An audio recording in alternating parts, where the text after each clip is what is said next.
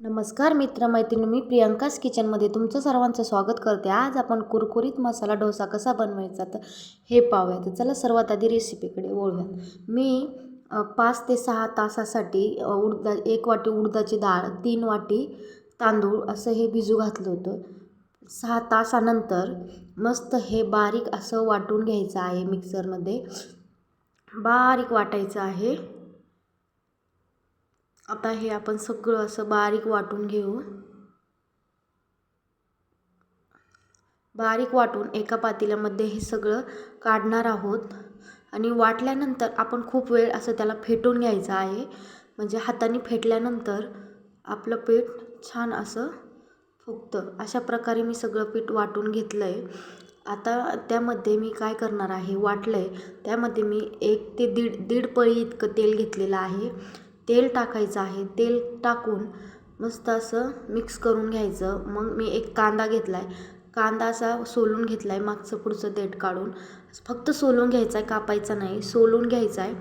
अशा प्रकारे मी तुम्हाला दाखवते। अशा प्रकारे कांदा सोलून घ्यायचा आहे आणि यामध्ये टाकायचं आहे आणि हे पीठ रात्रभरसाठी भिजून द्यायचं आहे। आता हे कांदा याच्यात टाकला आहे आणि रात्रभरसाठी भिजून द्यायचं। पीठ केवढं आहे आणि केवढं होतं बघा।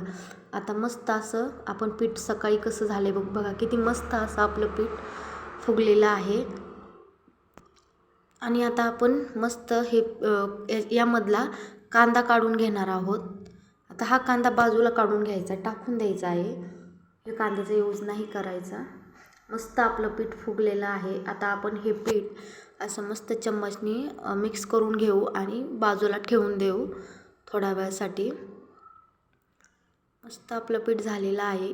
आता आपण मसाला डोसा करायचा आहे, मग त्याच्यासाठी बटाट्याची सुकी भाजी लागणार, तर भाजी करून घेऊ। मस्त मी बटाटे मॅश करून घेतले, उकडलेले बटाटे मॅश करून घ्यायचे, उकडून मॅश करून झालेले आहेत। आता आपण कढई चांगली गरम होऊन द्यायची आहे। कढई छान गरम झाली की त्यामध्ये 2 पळ्या इतकं तेल टाकणार आहे। 2 पळ्या तेल टाकून तेल चांगलं गरम झालं की मग त्यामध्ये जिरं मोहरी टाकायचं आहे। जिरं मोहरी टाकून चांगलं असं कडकडून द्यायचं आहे। मस्त कडकडत आलं की त्यामध्ये मी मध्यम आकाराचा कांदा चिरलाय, तो कांदा टाकणार आहे। कांदा टाकून मस्त असा परतून घ्यायचा आहे। लालसर रंग येऊपर्यंत आपल्याला कांदा परतून घ्यायचा आहे। मस्त आपला कांदा परतलेला आहे। त्यामध्ये मी हिरवी मिरची, लसूण, मीठ ह्याचं वाटण केलं आहे, ते टाकून मस्त असं हिरवी मिरची पण त्यामध्ये परतून घ्यायची आहे।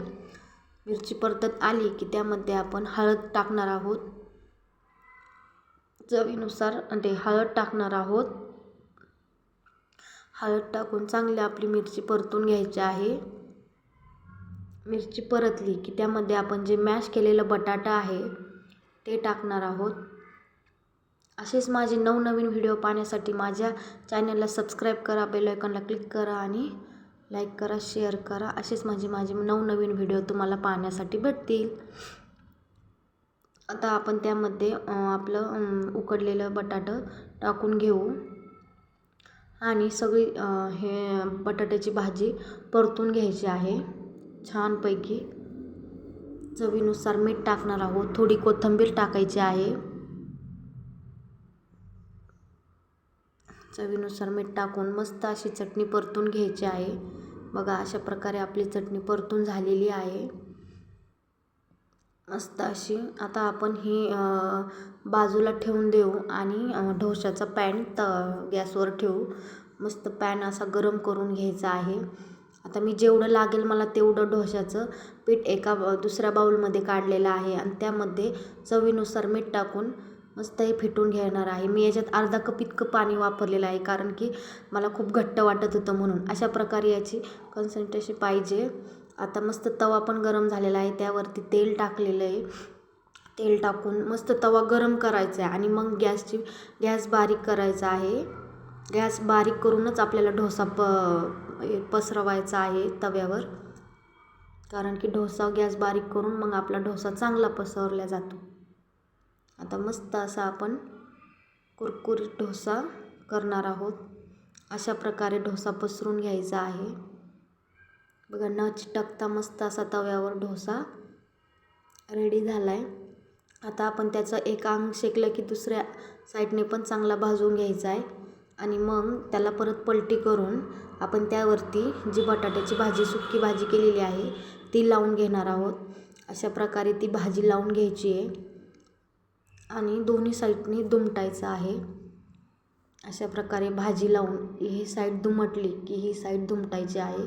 कसा मस्त आपला कुरकुरीत डोसा तयार झाला आहे. अशा प्रकारे एकदा नक्की डोसा करून बघा आणि कसा झाला होता मला कमेंटमध्ये सांगा. थँक्यू.